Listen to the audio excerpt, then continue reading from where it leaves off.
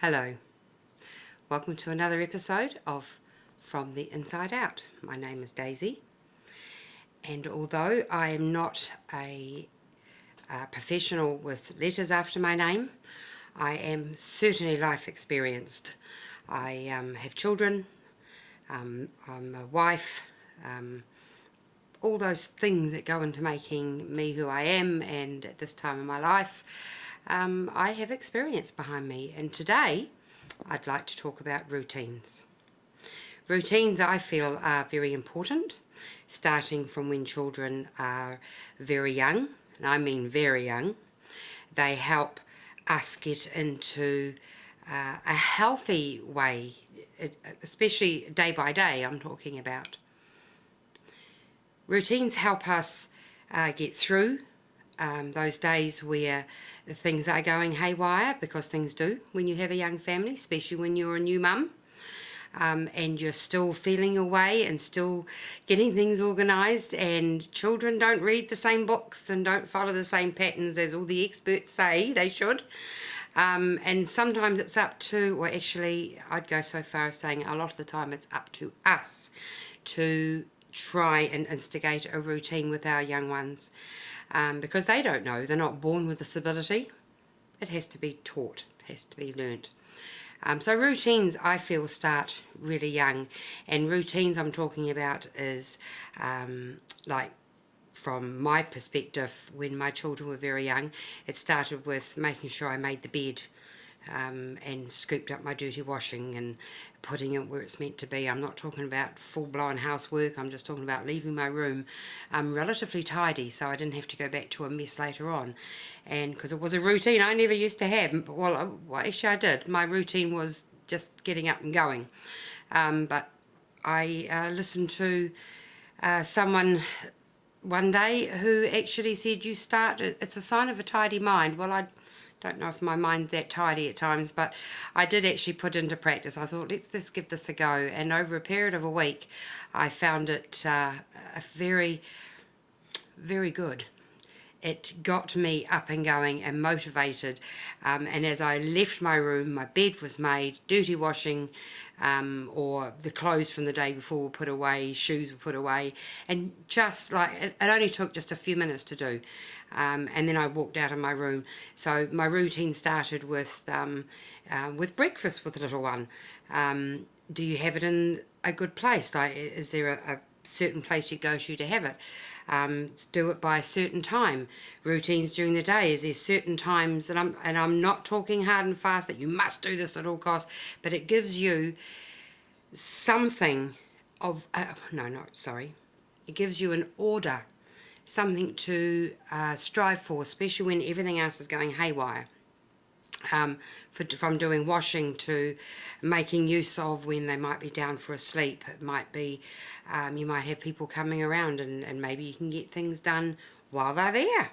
It might be mum coming around, or a close friend who can just mind Junior while you put the washing out, or something like that.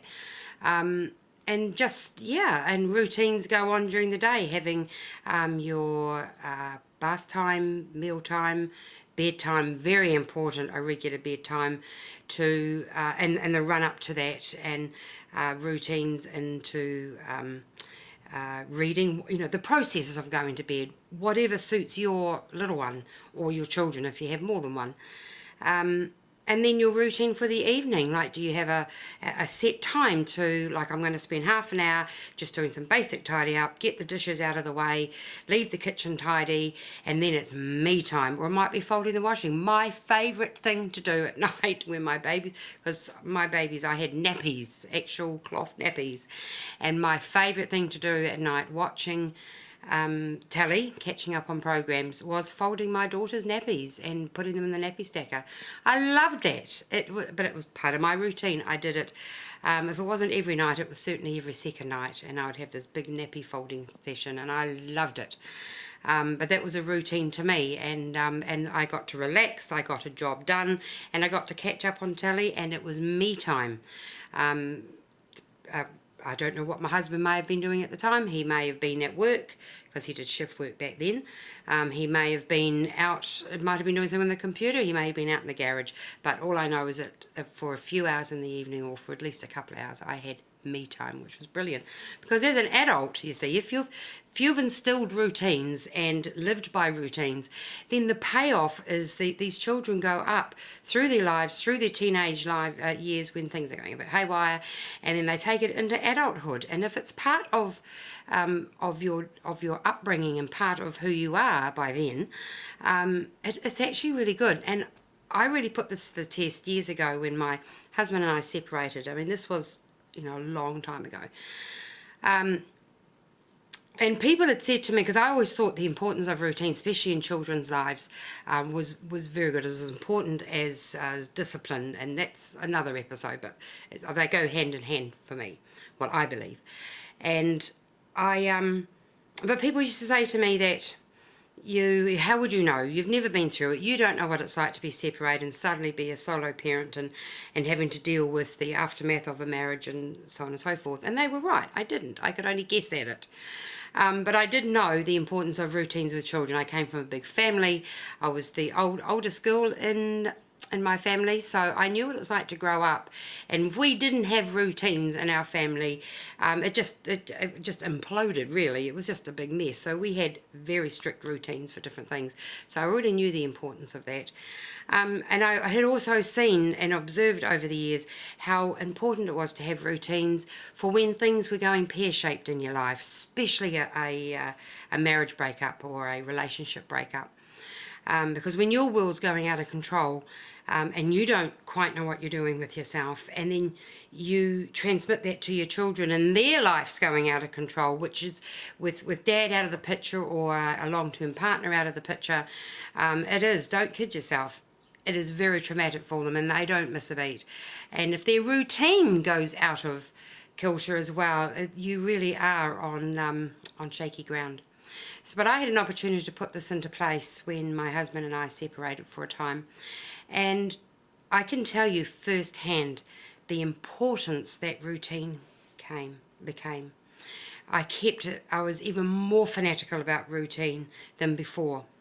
And I made sure that the fundamental things in a day, like as I listed before, the getting up, the breakfast, the getting ready for school if there's school involved, the tidying up from the morning, the routine of the day, then the coming home from school or play group or whatever they're coming home from, if there's homework involved, the importance of that, to the getting ready for bed, to dinner, to the evening routine. It was absolutely vital, and it became very, very clear to me that without that, I don't know how my children would have coped. Because your children are going to come out, or should I say, are not going to come out completely unscathed from a relationship breakup. It's just unrealistic to think that that'll happen. But you can minimise the damage by making sure that their world is as intact as you can possibly keep it. And I did that through routines. If they didn't do it before, they didn't do it then. If they didn't get away with it before, they didn't get away with it then, because that's what they look for. And suddenly allowing them to get away with something that was absolutely a no-no before, just because I felt a bit guilty about what was happening, or I thought they needed some treats, it's the wrong way to go about it. Totally, if ever there was a time for tightening up and keeping things together, it's then. It's going through that sort of experience. And as that year wore on, we adjusted into a new, and gradually we did adapt to a new routine, because it was just them and myself. And so we did. We got into a new routine, but it was keeping the old and adapting the new to that is what helped. And consequently, they took that through their teenage years when everything else is a challenge to them. The routine certainly came into play, and now that they are adults themselves, and of course my daughter is a mother, routines once again is in there, and now she is learning the importance of having routines, because Junior doesn't want a routine, but Junior needs a routine, and because it keeps Junior safe and secure, knowing that the world is normal, but it also gives mum a chance, because when things go wrong, and they do, let's face it, on a day-to-day basis, it's always a challenge. Things are always, curveballs are going to come from all directions. But when you have a routine, it's actually easier to adapt it in than to suddenly have nothing, because your ground becomes becomes like quicksand some days. And I've had one of those days myself. And but my routine is sitting here doing this time of the week, and so that's what I'm doing. Even though everything else is going to pot around me, this is what I'm doing right now. And so I can tell you firsthand the importance of routines. Take baby steps. Don't just leap into it and expect it all to happen overnight. Take time, prioritize what you want to do and what's important in a average day, and just slowly but surely put it into place. And over a period of a week, at least 5 days. I always allow 5 days for anything new, because I had a son who was like that. He just knew. He knew, yeah, he knew what buttons to push with me, but he also knew what he could get away with. And I absolutely adore this lad, absolutely adore him. But he knew as a child, if he only had to do it twice and it was a habit, and it could take up to 5 days to break him of this habit. He was one of these textbook kids. He's, it's great routine. I swear by it. It's good for him, good for you. Have a good week, and I'll speak to you next week. Bye for now.